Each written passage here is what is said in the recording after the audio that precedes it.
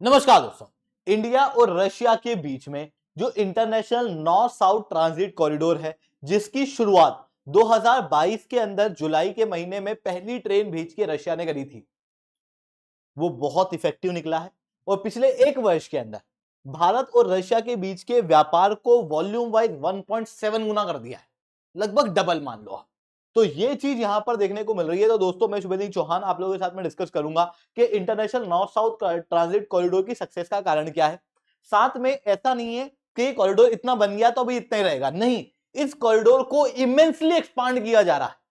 Plan है भारत को northern सी root का एक्सेस देने का, प्लान है कैस्पियन रीजन को कंट्रोल देने का, वेस्टर्न और ईस्टर्न दोनों ट्रांजिट कॉरिडोर को कंप्लीट करने का, चबाहर पोर्ट को इंक्लूड करने का। अब ये सारी चीजें क्या हैं, इसे मैं शुभेंदु चौहान डिटेल में आप लोगों के साथ में चर्चा करूंगा। बट उसके पहले आप लोग मेरे साथ में SRC10 टेलीग्राम ग्रुप के ऊपर जुड़ सकते हो। मेरे क्लास की अपडेट, पीपीटी, पीडीएफ सब कुछ आपको मिल जाएगी। यूपीएससी सीएससी की तैयारी करना है, इंडिया के टॉप एजुकेटर से ऑफलाइन क्लासेस के अंदर पढ़ना है, तो आप लोगों के पास में अच्छा मौका है। अनअकैडमी केवल ऑनलाइन ही रहा है, अनअकैडमी अब ऑफलाइन भी आ चुका है। दिल्ली, करोलबाग, मुखैना के अंदर, प्रयागराज, सिविल लाइन, बिहार के पटना के अंदर ऑलरेडी हमारे सेंटर्स खोले जा चुके हैं। अगर आप जुड़ना चाहते हो ना, तो हमारे ऑफलाइन सेंटर्स के अंदर जुड़ सकते हो। यहां पर कॉन्टेक्ट नंबर दिया हुआ, इसके ऊपर डायरेक्ट कॉल करके। इसके अलावा प्रीवियस ईयर के क्वेश्चन, प्रीलिम्स के मॉक टेस्ट, एनसीईआरटी नोट्स की समरी और मंथली करंट अफेयर्स की मैगजीन अगर आपको फ्री ऑफ कॉस्ट डाउनलोड करना है तो नीचे डिस्क्रिप्शन के अंदर मैंने लिंक दी हुई है, वहां से आप डाउनलोड कर सकते हो। चलिए दोस्तों, अब समझने का प्रयास करते हैं क्या हुआ। देखो, इंटरनेशनल नॉर्थ साउथ कॉरिडोर जो कि भारत के मुंबई से शुरू होता है, फिर ईरान में बंदर अब्बास से फिर रशिया को कनेक्ट करता है। ईरान से रशिया को मेजरली कनेक्ट किया जाता है ट्रेन के जरिए, फिर ईरान से इंडिया को कनेक्ट किया जाता है समुद्र के माध्यम से। यह कॉरिडोर बेसिकली 2002 के अंदर पिक्चर में आया था, जब इंडिया, रशिया, ईरान ने प्रिलिमिनरी डील जो है वो साइन की थी।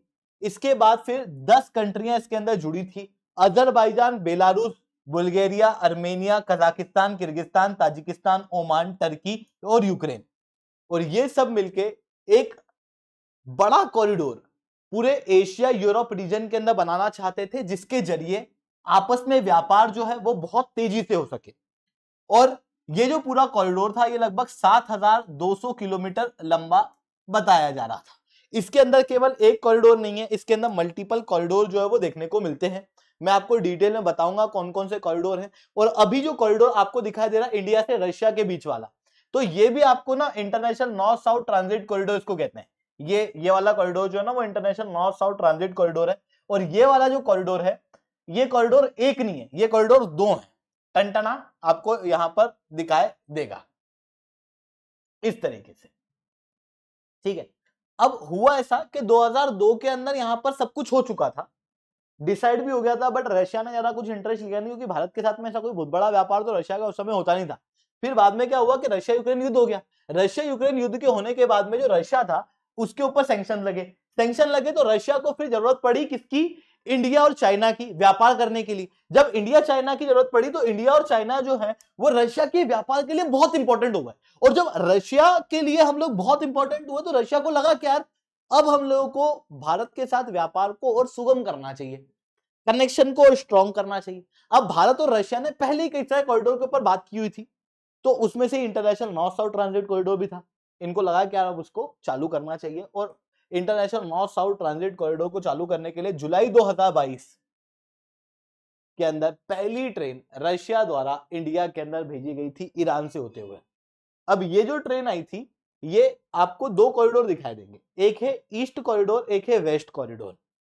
International north south transit corridor का जो वेस्ट कॉरिडोर है वो आप देखोगे ईरान से फिर अजरबैजान होते हुए रशिया जाएगा। वहीं दूसरी तरफ अगर आप ईस्टर्न कॉरिडोर देखोगे तो ये कजाकिस्तान होते हुए, ताजिकिस्तान होते हुए, फिर इधर ईरान होते हुए इंडिया आएगा।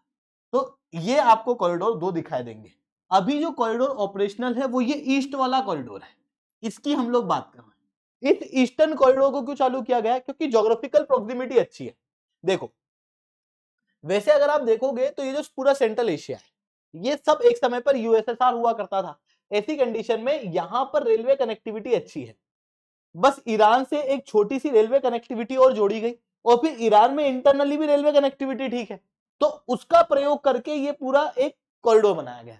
फिर यहां से समुद्र के रास्ते से सामान को भारत लेके आया गया। इसको international north south transit corridor कहा गया और अभी केवल ईस्टर्न पार्ट ऑपरेशनल है। और इस ईस्टर्न पार्ट के ऑपरेशन होने पे ही कई सारा बेनिफिट भारत और रशिया के बीच के व्यापार को होता हुआ दिखाई दे रहा है। लगभग भारत और रशिया के बीच में जो डिस्टेंस है या जो व्यापार का समय है वो 1/3 हो चुका है। पहले इस तरीके से घूम के जाते थे तो यहां पर ज्यादा समय लगता था और समुद्र के रास्ते से आते थे, तो क्योंकि आपने सुना होगा कि समुद्र का रास्ता जो है वो चीपेस्ट मोड ऑफ ट्रांसपोर्ट है पर स्लोएस्ट भी है, तो ऐसी कंडीशन में ये जो है वो हमको बहुत लंबा पड़ता था। दूसरी तरफ यहां पर हम ट्रेन का प्रयोग कर रहे हैं तो ये थोड़ा सा फास्ट है, तो 1/3 समय लग रहा है। इतना ही नहीं, पैसा भी बच रहा है। अगर हम लोग नेट कॉस्ट रिड्यूस की बात करें तो 56% है। 56% कॉस्ट रिड्यूस हुई है उस समय पर जब वॉल्यूम 1.61 टाइम बढ़ा है, यानी कि भयंकर कॉस्ट रिड्यूस आपस में होती हुई दिखाई दी है और भारत का सामान रशिया के अंदर, रशिया की चीजें भारत के अंदर और सस्ते रेट पे आती हुई दिखाई दे रही है। इसी कॉरिडोर की मदद से और भी कई सारे बेनिफिट हुए हैं।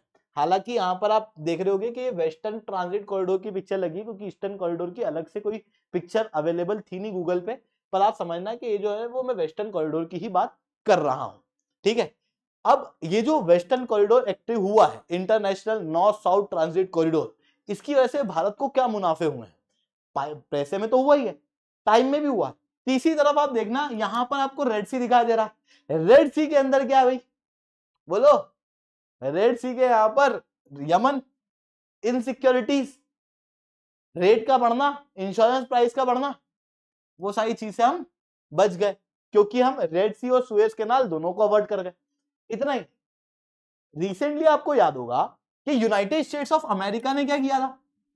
यूएस ने रशिया के ऊपर सैंक्शंस लगाए थे। बेसिक क्या था उन सैंक्शन का कि भाई रशिया का तेल इंडिया तक नहीं पहुंचे।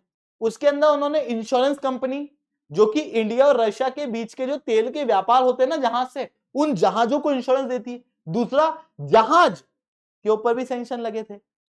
तो बेसिकली रशियन जहाज और रशियन इंश्योरेंस कंपनियां जो कि जहाजों को इंश्योरेंस देती है उनके ऊपर सैंक्शंस लगे थे।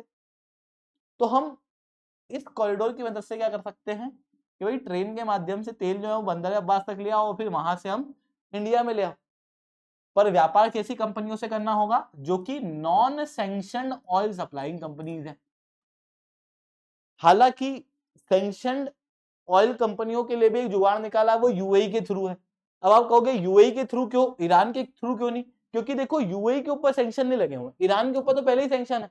अगर हम कहेंगे कि भाई रशिया की हम नॉन सैंक्शनड कंपनी से तेल नहीं ले रहे, हम तो ईरान की सैंक्शनड कंपनी से तेल ले रहे हैं, तो बात तो सही पड़ जाएगी ना। इस कारण से हम उसका जो तोड़ है वो यूएई से निकाला हुआ है और उसके लिए मैंने एक अलग से वीडियो बनाया हुआ, आप उसको देख सकते हो। साथ में यहाँ पर एक और बेनिफिट जो कि हुआ है वो है ट्रेड डेफिसिट। भारत और रशिया के बीच में लगभग $25 बिलियन का आज के समय पे दिखाई दे रहा है। बट इस कॉरिडोर की वजह से और रशिया यूक्रेन वॉर की वजह से ऑब्वियसली भारत और रशिया के बीच का व्यापार लगभग $66 बिलियन हो चुका है, जो कि लगभग 5 गुना है पिछले 5 साल के अंदर। और 2030 तक दोनों देश लगभग $100 बिलियन तक पहुंच जाएंगे। बट आप क्लियरली यहां पर देख सकते हो कि भारत का ट्रेड डेफिसिट यहां पर ज्यादा है, जिससे हमको कोई भी दुख नहीं है, क्योंकि हमारा ट्रेड डेफिसिट अगर रशिया से ज्यादा नहीं होता तो किसी और देश से होता, क्योंकि ऑयल की वजह से मेजर ट्रेड डेफिसिट है, ऑयल का इंपोर्ट। तो ऑयल के इंपोर्ट की वजह से, क्योंकि मेजॉरिटी ऑफ ट्रेड डेफिसिट है, जो कि हमको यहां नहीं तो वहां से खरीदना पड़ता और हम कहीं और से खरीदते तो महंगा मिलता, रशिया से हमको सस्ता मिल रहा है। इस कारण से ओवरऑल देखेंगे तो हम यहाँ पे प्रॉफिट में ही है। इतना ही नहीं, देखो ये जो ट्रेड डेफिसिट है वो और कम करने का प्रयास किया जा रहा है। रशिया का एम क्या है? भारत के साथ ट्रेड डेफिसिट कम करना। अब आप कहोगे रशिया ऐसा क्यों करना चाहता है? देखो भारत और रशिया के बीच में जो व्यापार हो रहा है वो रूपी रूबल में हो रहा है। अगर भारत रशिया से ढेर सारा सामान खरीदता रहेगा तो क्या होगा? रशिया के पास रूपी इकट्ठा होता रहेगा ना, रशिया उस रुपया करेगा क्या?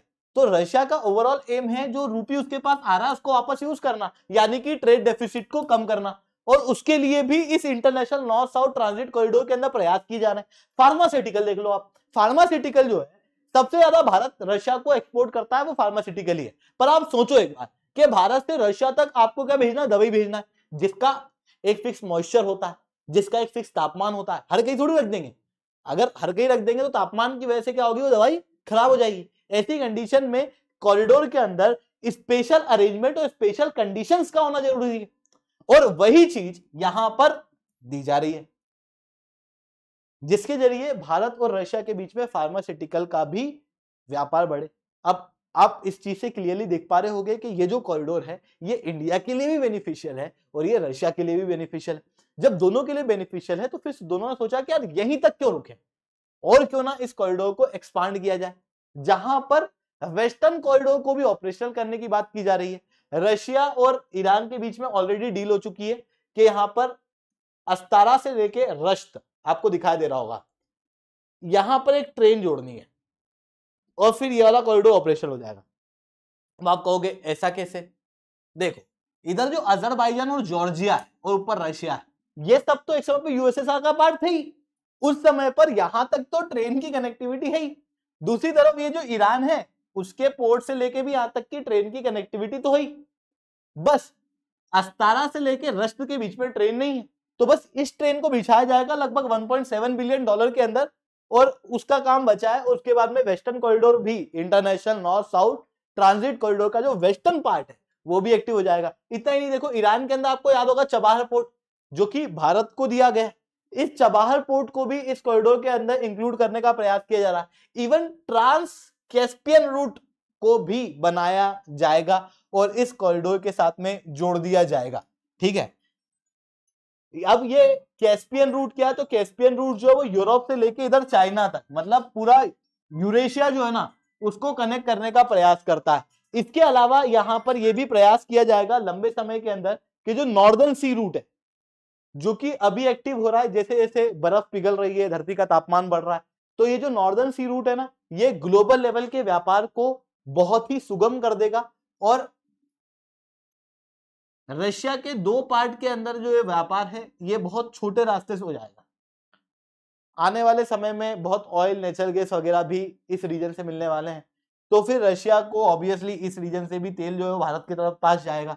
तो प्रयास ये भी किया जा रहा है कि international north south transit corridor को नॉर्दर्न सी रूट से भी जोड़ दिया जाए, जिसके कारण से एक बहुत मेगा प्लान के रूप में अब उभर के आ रहा है, क्योंकि इनिशियल सक्सेस जो है वो बहुत अच्छी देखने को मिली है। तो ये चीजें यहाँ पर दिखाई दे रही है। आई होप ये सारी बातें आपको समझ में आई होंगी। लेक्चर अच्छा लगा हो तो लाइक करना, लेक्चर बहुत अच्छा लगा हो नीचे सारे कमेंट करना। यूपीएससी सीएससी की तैयारी करना, इंडिया के टॉप एजुकेटर से ऑफलाइन क्लास के अंदर पढ़ना है तो आप लोगों के पास में अच्छा मौका है। अनअकैडमी अब केवल ऑनलाइन ही रहा है, अनअकैडमी अब ऑफलाइन भी आ चुका है। हमारे सेंटर्स ऑलरेडी खोले जा चुके हैं, अगर आप जुड़ना चाहते हो तो इस नंबर पे कॉल करके डायरेक्ट जुड़ सकते हो। ठीक है दोस्तों, आज के लिए that's all from my side. जय हिंद, जय भारत।